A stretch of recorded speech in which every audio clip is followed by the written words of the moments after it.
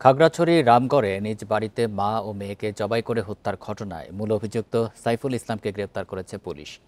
বুধবার রাতে ফেনীর ছাগলনাইয়া থেকে তাকে গ্রেপ্তার করা হয়।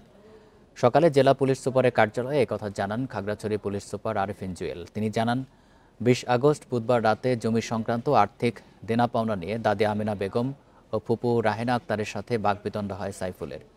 পরে রাতে তারা ঘুমিয়ে পড়লে দা দিয়ে কুপিয়ে তাদের হত্যা করে সাইফুল। পরে এই ঘটনায় নিহত রাহেনা আক্তারের ছেলে হাসান বাদী হয়ে রামগড় থানায় একটি হত্যা মামলা করলে অভিযানে নামে পুলিশ। পরে ফেনীর ছাগলনাইয়ায় তাকে গ্রেপ্তার করা হয়। জমিজমা ও টাকা নিয়ে বিরোধের জেরেই এই হত্যাকাণ্ড ঘটিয়েছে বলে পুলিশের কাছে স্বীকার করে সে।